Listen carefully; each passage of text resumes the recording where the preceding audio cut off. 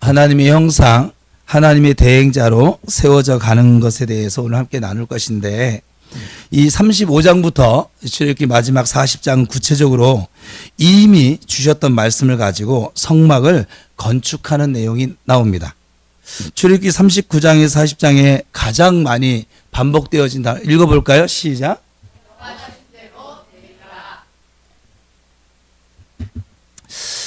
신앙생활 이렇게 하면 됩니다.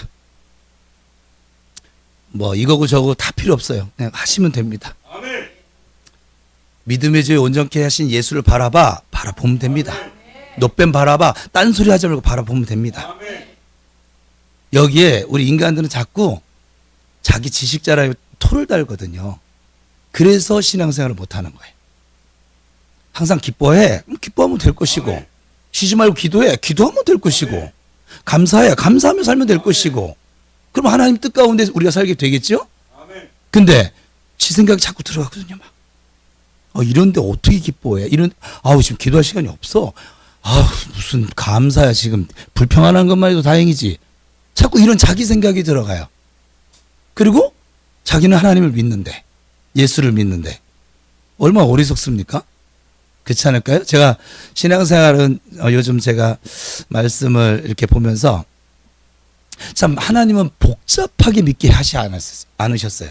복잡하게 믿게 했으면 나이 드신 분이나 글을 못 읽는 분이시나 아니면 어린 아이들이나 돈이 없는 분이나 뭐 몸이 시원찮은 분들은 참 예수 믿기 어렵습니다. 구원받기가 어렵습니다. 하나님이 주신 복음이 왜 기쁜 소식인 줄 아세요? 단순합니다. 간단합니다. 지금 세례교육 하는데 굉장히 단순하고 굉장히 쉽습니다. 그래서 누구든지 주님의 이름을 부르면 돼요. 아멘. 우리 불러볼까요? 예수님, 예수님. 감사합니다. 감사합니다. 구원받았습니다. 아멘. 좀 구체적인 내용으로 들어가 볼까요? 이것만 해도 복잡해지는 거예요, 사실은. 왜냐하면 주님께서는 누구든지 주의 이름을 부르는 자는 구원을 얻으리라 했는데 우리가 그 주의 이름을 부르는 자에다 또 해석을 달아놓는 거죠. 발식을 하는 거지 막. 굉장히 잘난 척하면서. 그죠? 그럼 나이 드신 분은 지금 글도 못 읽는 분이 우리 교회에 계세요. 이분은 어떻게 예수를 믿을까요, 도대체? 어떻게 구원을 받을까요? 그 하나님이 너는 정확하게 주의 이름을 부르는 자가 뭔지 파싱도 못하고 있으니까 넌 구원 안 시킬 거야. 이렇게 말씀하십니까? 주님의 이름을 부르라면 주님의 이름을 부르면 됩니다. 아멘. 너는 내게 부르짖으라면 부르짖으면 됩니다. 아멘. 그죠? 그래, 안 그래요. 신앙생활이 어떻게 보면 굉장히 단순한 거거든요. 아멘. 넌 여호와를 찬양하면 됩니다. 아멘. 뭐가 어려울까요? 오늘 설교 끝. 예? 박수가 나오네.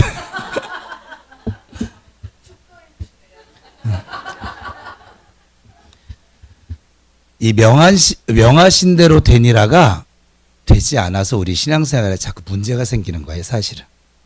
여러분 신앙생활을 발자취를 돌아보세요.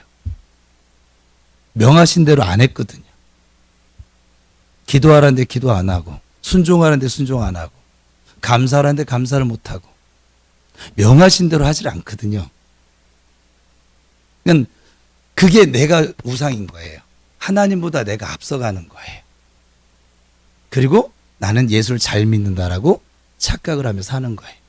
그러니까 맨날 조 터지는 것이고 넘어지는 것이고, 넘어지는 게 일이에요. 예수 믿으면 일어나 빛을 발하는 게 일이 돼야 되는데 맨날 넘어지는 게 일인 거예요. 맨날 우울해요. 맨날 불만스럽고 불만족스럽고 원망스럽고 미워하고 맨날 이러고 사는 거예요. 왜요? 명하신 대로 안 하니까. 그게 열매잖아요. 명하신 대로 사는 사람들은 어때요? 기뻐요. 감사해요. 그리고 옆에 있는 사람이 고마워요. 봐요. 현욱이가 내 눈에 띄니까 얼마나 고맙습니까? 예. 이 명하신 대로 되니라가 39장에서 몇 번 나올까요? 그리고 40장에서 몇 번 나올까요? 얼마나 건축을 정확하게 말씀하신 대로 했는가? 토탈 18번이나 나옵니다. 이 단 2장에 18번을 반복을 하십니다. 하나님이 하실 말씀이 없으니까 분량 채우시냐고. 항상 성경 읽을 때 반복되어지는 것은 중요하다고 그랬어요. 잊지 말라고, 기억하라고. 그 말은 출애굽기의 마감이 결국 모세와 이스라엘 백성들은 하나님께서 말씀하신 대로 순종했다라고 하는 것. 여기에 이 출애굽기 마지막에 중점을 두고 있는 거예요. 왜 출애굽기 1장 왜 애굽으로부터 이들을 구원해냈느냐? 결국 이 39장 40장이 나오는, 제가 요전에 예배를 하는데 하나님께서 막 영광이 받으시고 우리 환상의 은사를 받으신 집사님은 우리 그 기도의 항아리들이 막 하늘로 올라가는데 막 해가 보이지 않을 정도로 그런 엄청난 예배가 우리 교회 가운데 있어요. 여러분들은 몰랐겠지만 있었어요. 제가 돌아가서 그날 저녁에 아버지께 그 예배에 대해서 물었을 때 주님께서 그렇게 기쁘게 받았고 그리고 은혜를 줬다고 말씀하시더라고요. 그래서 제가 대뜸 제가 읽은 성경 중에서 가장 최고의 예배가 이 출애굽기 39장 40장에 나오는 예배거든요. 그리고 출애굽기 15장에 모세와 미리암의 노래가 나오는, 이제 홍해바다 건너고 나서 뭐 춤추고 해가 이거 한 거, 그걸 최고 예배로 치고 있는데 저에게는 그래요. 저에게는. 그런데 하나님, 그 출애굽기 40장에 나왔던 그 하나님의 영광이 나타나는 그런 예배였어요. 아, 그거하고는 비교가 안 되지. 이 출애굽기 39장 40장이 나오는 여호와의 영광이 가득한 이 예배가 어떤 예배냐면, 모든 예배자들이 하나님의 말씀 명하신 대로 순종했을 때 나타난 예배였어요. 하나님의 영광이 나타나진 거예요. 엄청난 예배인 거죠. 제가 있잖아요. 우리 교회에서도 지금 이렇게 은혜를 받는데도 불구하고 다는 아니라니까요. 다는 아니에요. 주님 말씀하세요. 다는 아니라고. 그런데 이 출애굽기 39장 40장에는 모든 주의 백성들이 모세를 통해서 내리신 하나님의 명령대로 다 순종하고 또 그대로 되어지고, 그 가운데서 예배했을 때 하나님의 영광이 정말 상상도 하지 못할 그러한 예배의 영광을 경험하게 됐다는 거죠. 그러니까 우리가 신앙생활을 잘했다, 성공했다가 아니라 하나님의 말씀대로 우리가 성취했다, 하나님의 말씀하신 대로 순종했다라고 하는 것으로 결론이 나야만 합니다. 하나님께서 볼 때에는 신실한 종이었느냐를 먼저 따진다는 거예요. 제가 지난 시간에 분명히 했어요. 경건? 우리 사람들은 참 말하기를 좋아하니까 무엇이 경건입니까? 하나님이 경건하다고 할 때 경건이에요. 하나님께서 보실 때. 너희들끼리 아무리 떠들어 봐도 하나님이 받으시는 경건이죠. 이 예배도 마찬가지죠. 하나님께서 받으시는 예배가 진정한 예배죠. 아멘. 우리끼리 막 은혜 받아서 이게 예배일까요? 예배의 주인이 누군데? 예배는 누구에게 드리는 건데? 그러면 누구의 생각이, 누구의 뜻이 가장 중요한 거예요? 하나님의 뜻이 중요한 거죠. 근데 우리는 우리 편에 자꾸 무언가 평가를 하려고 하는 것이죠. 굉장히 우를 범하며 살고 있어요. 저도 얼마나 많은 우를 범하며 그동안 이렇게 지내왔는지 요즘 회개가 더 많이 되어지긴 해요. 하나님께서 볼 때 신실한 종이었느냐, 이게 중요한 것이지요. 레위기 9장 5절에서 6절 같이 읽겠습니다. 명하신 대로 하면 아멘. 예배는 신약 시대에도 다 똑같거든요. 레위기에 보면 제사가 5가지가 있습니다. 하나님을 누리는 7대 절기가 나요. 5대 제사, 7대 절기가 나옵니다. 제사를 모를 때는 마음의 갈등이나 약해 있는 것들을 가지고도 신앙생활을 할 수 있어요. 그렇지만 제사를 알고 나면, 그것을 안 하면 큰일 나는구나.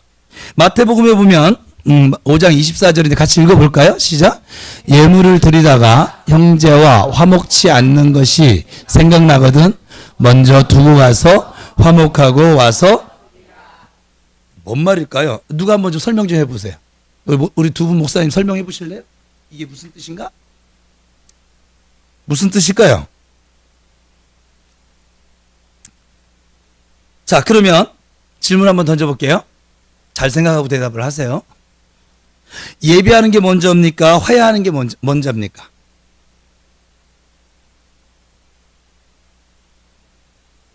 화해가 먼저입니까? 진짜로? 그렇게 생각하세요? 하나님과의 관계가 먼저입니까? 사람과의 관계가 먼저입니까? 그러면 예배.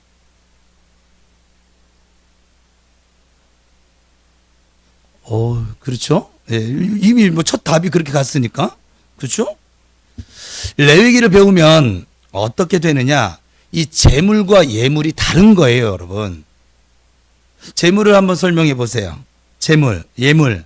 거기에서 말하는 것은 예물을 드리다가, 그죠? 예물을 드리다가. 그랬습니다. 재물을 드리다가 아니라 예물을 드리다가 였습니다. 재물과 예물이 어떻게 다를까요? 재물을 드리지 아니하면 예물을 드릴 수가 없어요. 재물은 의무제, 예물은 자원제, 기쁨으로 드리는 것입니다. 이 예물은 안 드려도 돼요. 안 드려도 되지만 내가 너무 받은 바 은혜가 커서 감사한 마음이 우러나와서 드리는 것을 자원제라고 합니다. 그런데 이 자원제는 반드시 의무제를 드린 이후에 드릴 수 있는 것이지요. 의무제는 5대 세자 중에 속죄제와 속건제거든요. 이것을 안 드리면 하나님과의 관계에서 문제가 발생되어지는 거예요. 왜? 하나님과 우리 사이를 갈라내는 건 뭔데? 죄거든요. 그러나 화목제, 소제, 번제는 예물이에요. 그래서 이 화목제, 소제, 번제는 자원제예요. 성경에서 흠양하시는 재물이라고 하는 개념은 재물을 말할까요? 예물을 말할까요? 하나님께서 받으시는 예배이다, 향기로운 예배이다, 흠양하신 예배이다, 재물일까요? 예물일까요? 예물입니다. 자원에서 드리는 것이니까. 그러니까 예물을 드리다가 보니까 근본적인 문제, 내 죄의 문제가 해결이 되지 않았어. 이 예물로는 내 근본적인 죄가 해결되지 않아요. 그러면 재물인 경우에 무엇일까? 하나님과의 관계에서만 아니라 사람과의 관계에서도 내가 잘못하는 것이 있으면 해결하라는 거예요. 이런 문제가 해결이 되었을 때에 하나님께서 흠양하시는 예배를 드릴 수 있다라고 하는 것입니다. 그러니까 성경을 좀 제대로 알고 성경대로 살면 변화되지 않는 사람이 있을까요? 없을까요? 예, 불가능합니다. 해결이 안 될 문제가 사실은 없습니다. 모르니까 그냥 무식하게 우리가 가고 있는 것이지, 예배를 드려도 하나님 받으시는지 안 받으시는지, 이런 예배를 하나님이 지금 기뻐하고 계신지 안 기뻐하고 계신지 도통 우린 그것에 사실 관심도 없어요. 그냥 내가 열심히만 예배 드리면 되는 거예요. 끝나는 거예요. 그냥 하나님의 생각 따위 전혀 상관이 없어요, 사실은. 그러니 산에서 보인 식양대로 내가 너에게 명한 대로 여호와께서 명령하신 대로 행하였더라, 이런 개념들이 신앙생활하면서 우리에게 없다는 것입니다. 왜요? 성경을 모르니까. 성경을 안다고 자처하는 자들도 성경을 모르는 거예요. 하나님 뭘 원하시는지를 모르는데 뭘. 그러니까 맨날 지식만 얘기하는 거죠. 하나님의 마음을 모르니까. 다시 한번 따라합시다. 속도보다 중요한 것은 방향. 그러니까 방향 설정이 중요한 것이죠. 열심히 달리는 것보다. 레위기 9장 5절에서 6절 다시 한번 보겠습니다. 시작. 그들이 모세가 명령한 모든 것을 회막 앞으로 가져오고 온 회중이 나와 여호와 앞에 선지라. 모세가 이르되 이는 여호와께서 너희에게 하라고 명령하신 것이니 여호와의 영광이 제가 오늘 말씀 나누고 나면 저도 좀 더 달라지긴 할 건데, 신앙생활이 어려운 게 아니었어요. 근데 어렵죠? 저 명령하신 대로 행하고 살아가는 것이 쉽지 않게 여겨지니까. 쉽거든요. 쉬운데 왜 쉽지 않냐? 내가 주인이라서. 내가 주인이 아닌 사람은 쉬운 거예요. 왜요? 주인이 가래. 가겠죠. 주인이 멈추겠죠. 누가 안 멈출까요? 쥐가 주인인 줄 알고 사는 사람. 그래 안 그래요? 레위기 9장은 성막 건축이 이제 막 마쳐지고 하나님께서 성막 건축에 대한 하나님의 임재, 내가 이 성막에 와서 살게 라고, 요즘으로 하면 봉헌식이라고 비유를 할까요? 아니면 하나님께서 성막에 내려오시는 그런 과정들을 설명하는 내용이 나옵니다. 8장에서 제사장, 목사들의 위임식을 마치고 위임받는 아론의 첫 제사를 드리는데 그것이 9장입니다. 9장 5절 6절을 다시 한 번만 읽겠습니다. 시작. 그들이 모세가 명령한 모든 것을 회막 앞으로 가져오고 온 회중이 나와 여호와 앞에 선지라. 모세가 이르되 이는 여호와께서 너희에게 하라고 명령하신 것이니 여호와의 영광이 너희에게 나타나리라. 가만히 보세요. 모세가 이르되 이는 여호와께서 너희에게, 백성들에게 하라고 명령하신 것이니까, 그러니까 하나님이 명령하신 것이기 때문에 그대로 하면 어떤 결과가 온다고 했습니까? 여호와의 영광이 너희에게 나타나리라. 여호와의 영광을 우리가 불러오는 게 아니에요. 그냥 나타나지는 거예요.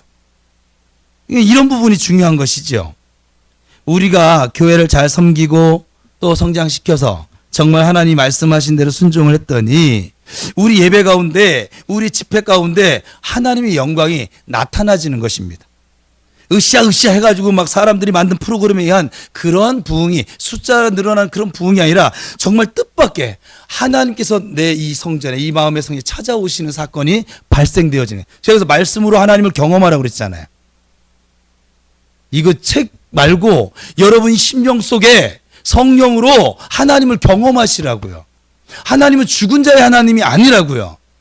산 자의 하나님이라고요. 지금도 살아계셔서 지금 우리와 함께 하시는 하나님이라고요. 지금도 내게 말씀하시는 하나님이라고요. 내가 기도를 하면 들으시는 하나님이시라고요. 그 하나님을 경험하라고요. 30년 전에 그 경험한 그 하나님만 얘기하지 말고 지금 살아계셔서 나를 사랑하셔서 한시도 내버려 두지 않고 나와 함께 동행하고 계시는 그 임마누엘 하나님을 좀 경험하라고요. 사도행전 2장에서 아주 극적인 상황이 벌어졌습니다. 예수님이 죽으셨어요. 그리고 부활하셨어요. 그리고 승천을 하셨습니다. 빌라도의 군병들과 유대인들이 짜가지고 제자들을 막 체포하려고 막 그러고 있고, 그런 어려운 상황 속에서 120문도가 다락방에 모여가지고 정말 목숨을 거는 모임이었었어요. 여러분, 우리가 그냥 성경을 읽어서 그렇지 목숨을 걸어야만 가능했던 모임이었어요. 지금도 여러분 120명이 한 곳에 이렇게 모였다, 들통이 날까요? 안 날까요?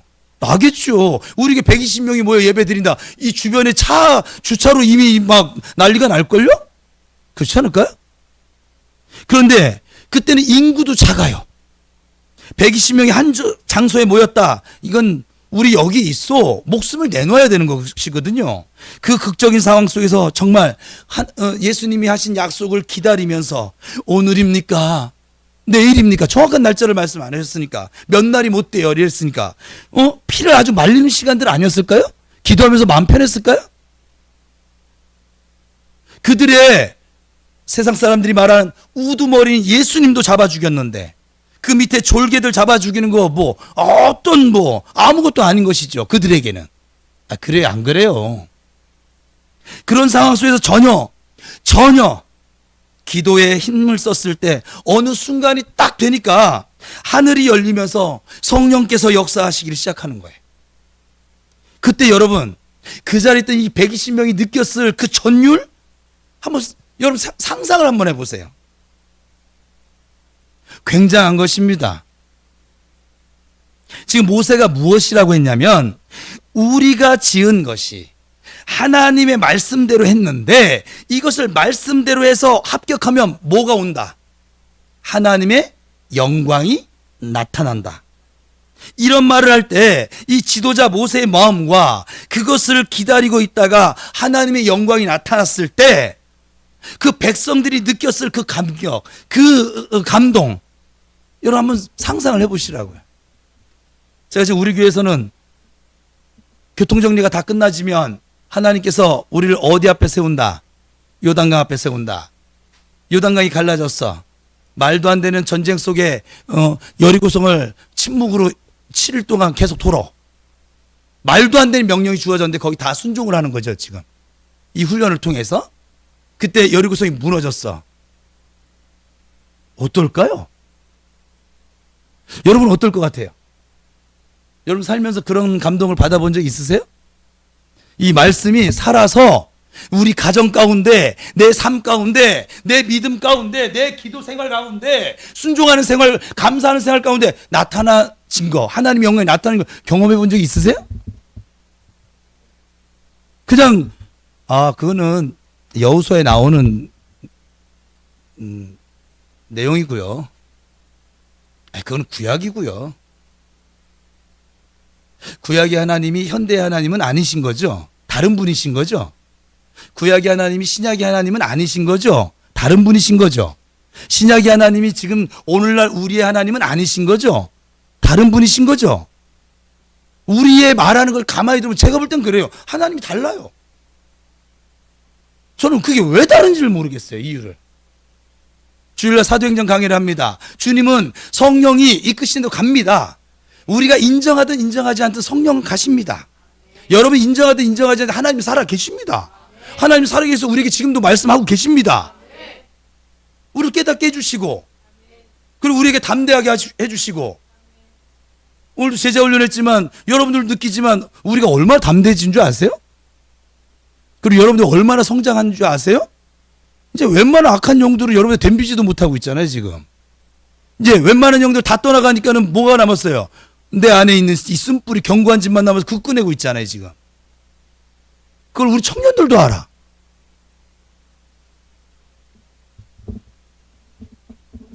신앙생활이 재밌는 거예요, 사실은. 여러분, 고달픈 것이 아니라 이 초대교회 성도들은 그 고난과 핍박, 복음 전한다고 감옥 끌려가고 쫓겨나고 뭐 사방군대로 뿔뿔이 흩어져야만 하고, 그런데도 불구하고 사도행전 13장에 정도에 가보면 마지막 절에 그렇게 나와요. 기쁨과, 이 제자들이 기쁨과 성령이 충만하였더라. 뭐가 기쁠까요? 쫓겨다니고 매맞고 감옥에 끌려가고 뭐가 기쁠 일이 뭐 있을까요? 여러분 감옥에 안 가도 안 기쁘잖아 지금. 여러분 그거 생각해 보셨어요? 그들과 나의 차이점 뭘까 도대체? 같은 예수를 믿는데, 같은 하나님을 섬기는데 도대체 무슨 차이가 있을까? 생각해 보셨어요? 저는 좀 억울하거든요. 저는 억울해요. 저는 예수를 삶으로 믿는 사람이니까 억울해요. 그렇게 살아가는 모습이. 저도 넘어질 때가 있어요. 넘어집니다, 자주. 그래도 이제 금방 일어나죠. 왜요? 하나님 살아계시니까. 저도 고집필 때가 있어요. 근데 금방 깨닫고 다시 다 없애고서는 또 하나님 말씀 쫓아가겠죠.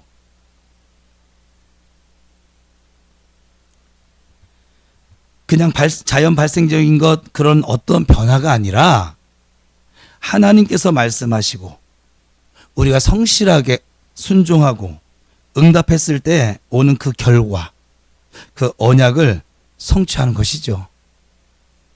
구속사의 사이클입니다. 하나님은 언약하시고 우리는 순종함으로 그 언약이 성취되어지는 것들. 그래서 여호와의 영광이 너희에게 나타나리라. 레위기 9장 22절에서 24절 말씀 같이 읽어보면 시작.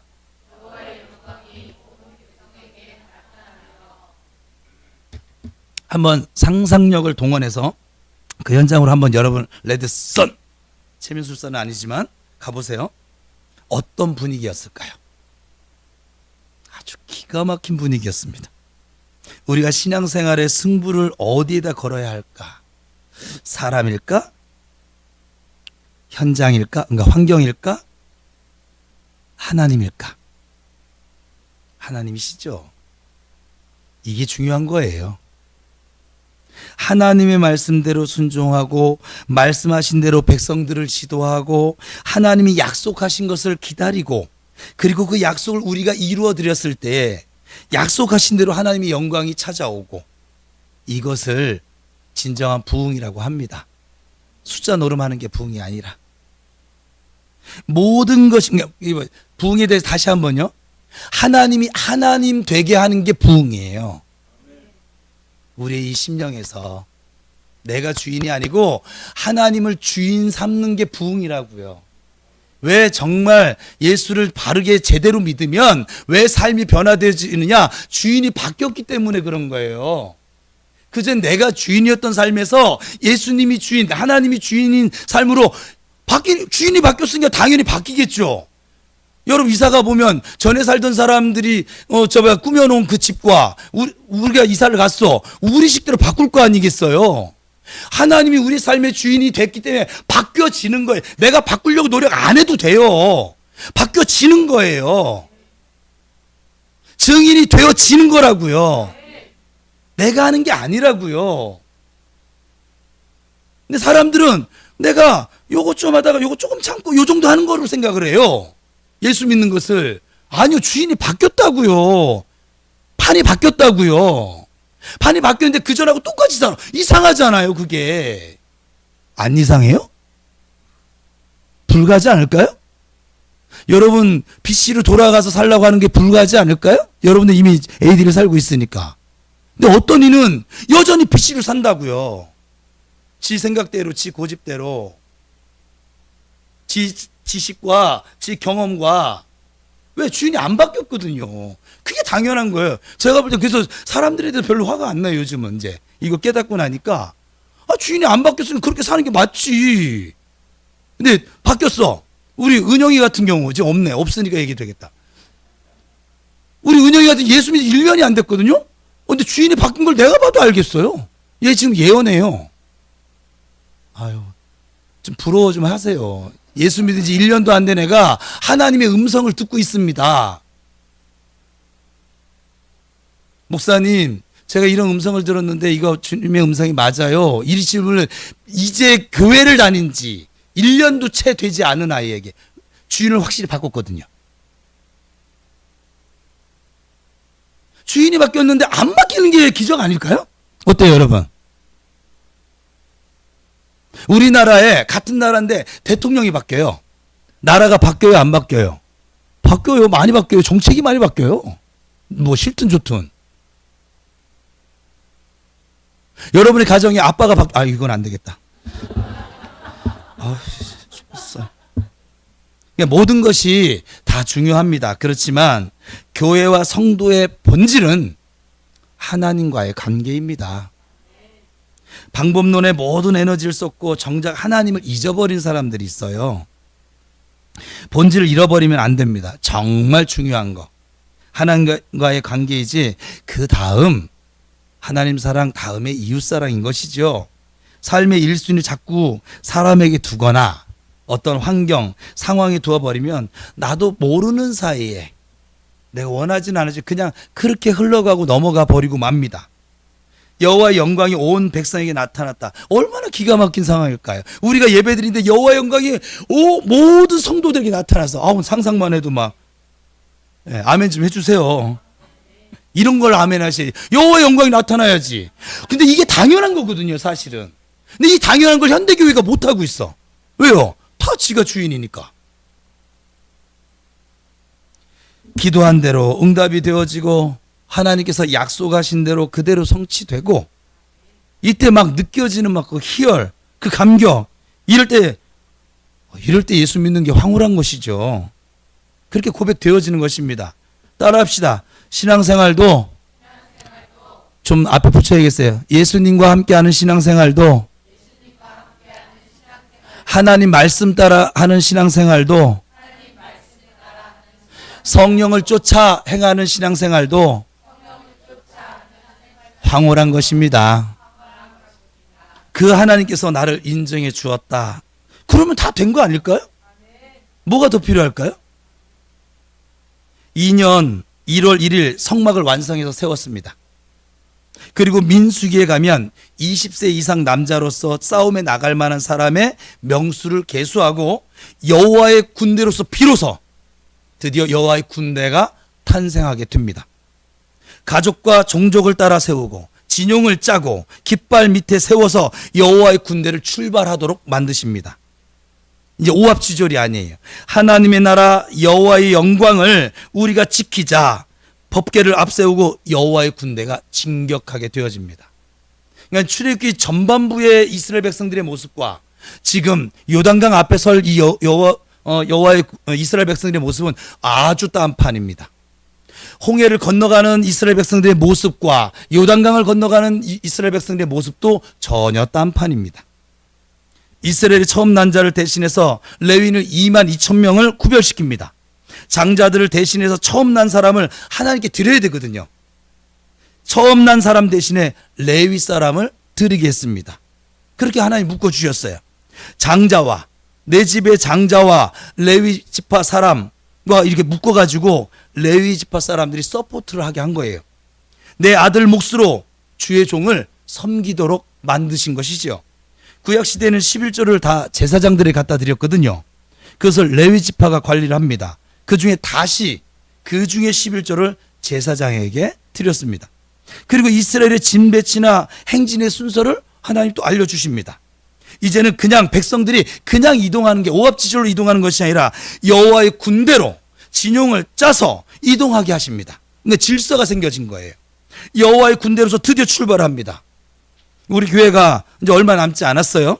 지금 쓴뿌리와 이 견고한 친을 파쇄시키고 계시니까 왜 이게 있으면 순종을 안 할 건데 끝까지 안 할걸요? 이게 파쇄되지 않는 한은? 왜요? 내가 주인인데? 내가 주인인데 왜 자꾸 명령하셔? 그리고 자기식으로 해석을 하고 안 되는 거죠. 뭐 아무것도 안 돼. 할 수가 없어. 할 방법이 없어. 성막을 건축할 때 보면 이런 우리의 긴장을 어떻게 우리의 중점을 두어야 하는지 가르쳐 줍니다. 35장 오늘 본문 1절 같이 앞에 화면대로 읽읍시다. 모세가 이스라엘 자손의 온 회중을 모으고 그들에게 이르되 여호와께서 너희에게 명령하사 행하게 하신 말씀이 이러하니라. 4절 모세가 이스라엘 자손의 온 회중에게 말하여 이르되 여호와께서 명령하신 일이 이러하니라. 이르시기를 마음에 원하는 자는 누구든지 여호와께서 너에게 명령하사 행하게 하신 말씀이 이렇다. 또 여호와께서 명령하신 일이 이렇다. 지도자가 아주 리더가 절대로 놓쳐서는 안 될 메시지의 핵심이 무엇입니까? 하나님께서 말씀을 이렇게 하셨습니다. 설교할 때 설교학에서 지금도 생각이 나네요. 신대원에서 그 교수님 좀 그 설교 시간에 좀 무섭게 하시긴 하셨는데 지금 이유를 알겠어요. 조심하게 합니다. 그런 걸. 무엇이냐면 나는 그렇게 생각합니다. 그렇게 사료됩니다. 그렇게 했으면 좋겠습니다. 뭐예요? 누구 의견이에요? 나의 의견, 설교자의 의견이거든요. 선포는 그것이 아니라는 거예요. 하나님이 이렇게 말씀하셨습니다. 주께서 이렇게 말씀하셨습니다. 정확하게 하라고 합니다. 자기 생각이나 어떤 유추에 의해서 설교하는 것이 아니라는 거예요. 하나님이 이렇게 말씀하셨습니다. 이런 모세의 콜링에 대해서 말씀들이 어떻게 응답했느냐. 35장 5절 다시 자는 누구든지 우선 마음에 감동이 있어야 된다는 거예요. 그 다음에 21절 마음이 감동된 모든 자와 자원하여 모든 자가 와서 22절 곧 마음에 원하는 남녀가 와서 26절 29절 제가 자원하는 마음과 믿음으로 하는 것을 웬만하면 받아준다고 하는 이유가 바로 이 말씀 때문에 그래요. 하나님이 뜻이고 하나님께서 기뻐하시는 것이기 때문에 그렇습니다. 36장 1절 시작. 모두 여호와께서 39장에서 40장 레위기 9장 5절에서 6절, 9장 22절 24절. 그러니까 성령께서 이런 하나님의 말씀을 듣고 그렇게 행동하기를 원하는 갈망을 어디에? 마음에 주신다는 거예요. 이것을 우리는 감동이라고 표현을 하죠. 하나님의 말씀을 듣고 그렇게 하고 싶은 감동. 그래서 신약시대의 성령을 어디에다 부어주신다고 했습니까? 우리 마음에 부어주신다고 그랬습니다. 구약시대와 신약시대의 시대적인 차이가 있다고 그런다면 구약시대에는 기름을 밖에다 두었거든요. 은사적인 데다 두었다 이 말이에요. 근데 신약시대에는 그것을 마음에 둔다는 거예요. 고린도후서 1장 21절에서 22절 같이 읽습니다. 시작. 우리를 너희와 함께 그리스도 안에서 굳건하게 하시고 우리에게 기름을 부으신 이는 하나님이시니 그가 또한 우리에게 인치시고 보증으로 성령을 어디에 주셨어요? 마음에. 마음을 움직여 주신다는 거예요. 억지로 하는 순종이 아니라 마음에 감동을 주고 자원하는 마음을 주어서 기쁨으로 주의 일을 할 수 있도록, 주님의 뜻을 따를 수 있도록. 우리가 처음에 부르심을 받을 때 우리 마음이 얼마나 뜨거웠어요. 전 뜨거워서 딜 뻔했는데. 누가 비웃었어요? 내가 주님을 위해서 헌신하겠습니다. 내가 주의 제단에 제물이 되겠습니다. 마음을 드렸거든요. 그런데 교회에서 이런 일도 하고 저런 일 막 겪다 보니까 이제 이 마음은 떠나버리고, 여러분들이 경험하고 있었던 것이었죠? 떠나버리고 이제 껍데기만 남아가지고 억지로 봉사할 때가 있었습니다. 프로그램에 의해서 하고 또 내가 맡은 직책이 있어서 당위성 때문에 봉사하고, 사실 그것도 필요하긴 해요. 자리 지키는 것도. 그러나 마음을 잃어버리고 맙니다. 마음의 감동, 자원하는 마음, 기쁨으로 섬기는 마음이 있으면 열정이 일어납니다. 사랑하는 마음이 있습니다. 억지로 하면 그 사랑하는 마음을 잃어버립니다.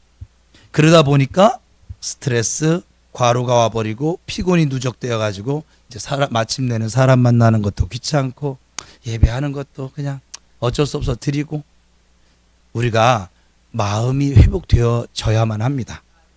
이런 예배를 통해서 깊은 기도 가운데 들어가서 우리의 마음을 회복시키는 것이 참으로 중요합니다. 우리의 마음에 다시 성령께서 오신 그 터치하심을 경험할 수 있도록, 그 성령께서 나를 만져주신 것에 경험할 수 있는 감동 속으로 우리가 들어가야만 합니다. 근데 그것이 영성이에요. 다른 게 영성이 아니고. 우리가 성경을 읽을 때 하나님을 만나려고 하고 성령님의 어떤 음성을 들으려고 볼 때 하고 다른 목적을 가지고 볼 때 전혀 다른 결과를 가져오죠. 신앙생활이 자기 야망, 자기 갈증, 자기 욕망을 실현하기 위해서 하나님을 이용하는 경우가 너무 많거든요. 그러면 복은 받을 수 있겠어요. 그러나 하나님을 만날 수는 없어요. 그것이 누구냐면 광야에 있던 이스라엘 백성들이었어요. 자기 욕망에 사로잡혀 있었어요. 더 좋은 빵 먹고 싶고, 적어도 저 세상 사람들보다 내가 좀 하나님의 복으로 더 좀 나은 모습을 보여야 하고, 애굽에서 살 때보다 더 좋아져야 한다는 이런 아주 강한 집착을 가지고 있을 때 하나님도 영광도 미래에 대한 비전도 약속도 아무것도 들어오지를 못하는 것이지요. 집중력을 우리가 키우는 것이 중요한데 그 집중의 대상이 무엇이냐? 잘 되는 것에 있지 않아요. 하나님이어야 됩니다. 진리이신 하나님, 예수 그리스도, 복음, 그럴 때 하나님이 우리를 사용하실 수, 세우실 수, 쓰실 수 있는 것입니다. 자기 야망, 인기, 사울이 나중에 인기에 편승하게 되잖아요. 처음에는 안 그랬거든요. 하나님은 너를 버렸다 라고 말씀을 하시는데도 불구하고 사무엘 선지자에 가서 사정을 합니다. 하나님은 버렸다 할지라도 당신은, 목사님은 좀 내 편이 되어주세요. 이미 사울은 하나님에 대한 관심이 없어져 버린 거예요. 그래서 사울도 하나님을 버렸고 하나님도 사울을 버릴 수밖에 없었던 것이죠. 이것이 먼 나라 얘기가 아니라 세상 풍파에 시달리고 여유 없는 마음을 가지고 사는 우리가 나도 모르는 사이에 자칫 그렇게 흘러갈 수도 있다. 그러므로 우리 스스로가 진리에 서 있는지 늘 확인하셔야만 합니다. 믿음에 서 있는가?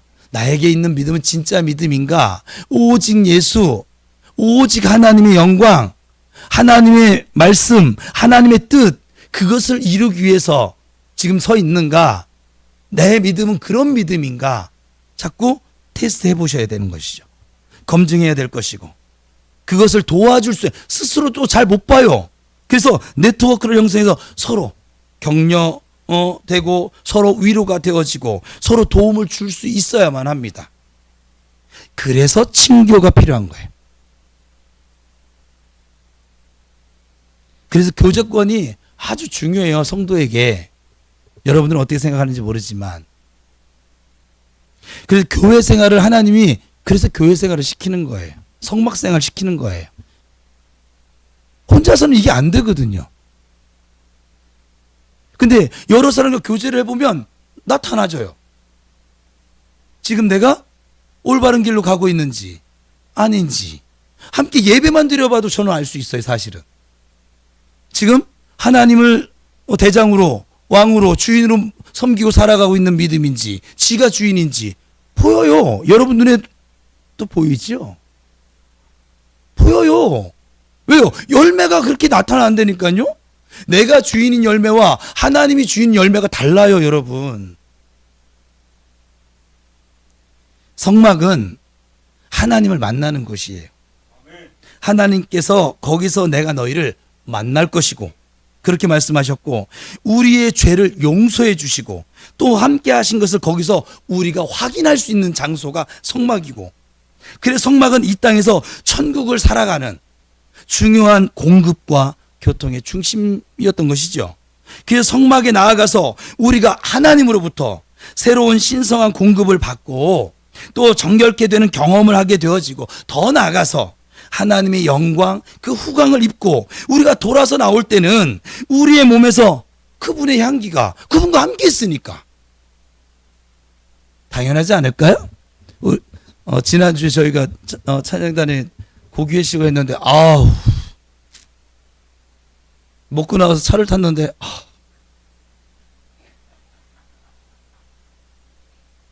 냄새가 고기와 함께해도 고기 냄새가 그렇게 진동을 합니다. 잠깐인데. 근데 주님과 함께하는 생활을 하는 사람 어떨까요? 주님의 냄새가 나겠죠, 당연히. 하나님의 사랑이 나타날 것이고 예수님의 섬김이 나타날 것이고 예수님의 그 땀방울이 핏방울 되는 기도도 나타날 것이고 배려도 나타날 것이고 수고도 나타날 것이고. 예수님 뭐 때문에 이렇게 수고하셔서 그냥 십자가 지시면 끝인데 본을 보이시느냐고. 발을 씻기시고 살을 주시고 피를 주시고. 왜 예수님 그렇게 안 하셔도 되잖아요. 왜 그렇게 하셨을까요? 그렇게 예수 믿으라고요. 그렇게 내가 선생이 되어 너희들의 발을 씻긴 것처럼 그렇게 겸손하게 예수 믿으라고요. 그게 나의 얼굴, 하나님의 대행자로 살아가는 방법이라고요. 나 잘났다고 막 떠드는 것이 아니라 예수님의 향기라. 성경이 수없이 너희는 그리스도의 향기야. 너희는 그리스도의 편지야. 넌 그리스도의 사신이야. 너희들에게 화목하게 하는 직책을 줬어. 맨날 분열을 일으켜. 열매가 달라되니까요, 여러분. 성령은 에베소 4장에 보면 은혜를 받고 구원을 받은 그 백성들이 모인 이 교회 생활 첫 번째 주어진 명령이면 성령이 하나 되게 하신 것을 힘써서 지켜. 힘쓰지 않으면 못 지키니까. 근데 현대교회는 어때? 맨날 쌈박질 하잖아요. 맨날 내가 옳다, 네가 옳다, 이게 좋다, 저게 좋다. 맨날 그 타령하고 있는 거잖아요. 그죠? 여러분 가정이 하나 되지 않는 것, 성령의 역사 아니죠. 성령이 역사하시면 하나 되겠지요.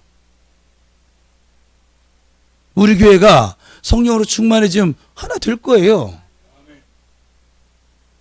그 가운데 하나가 되지 못하는 어떤 요소가 발생되면 아나니와 삽비라 정리하시겠죠.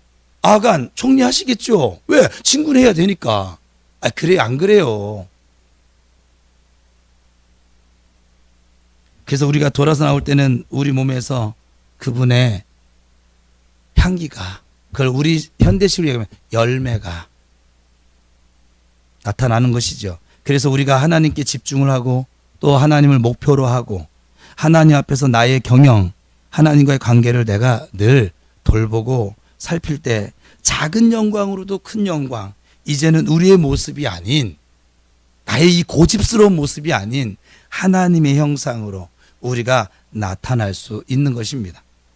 우리 모두 하나님께 집중해서 이 하나님의 나라와 의를 위하여 이 우리 교회의 머리가 되시는 예수 그리스도의 은혜로 말미암아 때마다 일마다 성령님께서 주시는 그 감동으로 자원해서, 그 자원함으로 순종해서 하나님의 영광이 나타나지는 복된 신앙생활 할 수 있기를 축원합니다. 기도하겠습니다.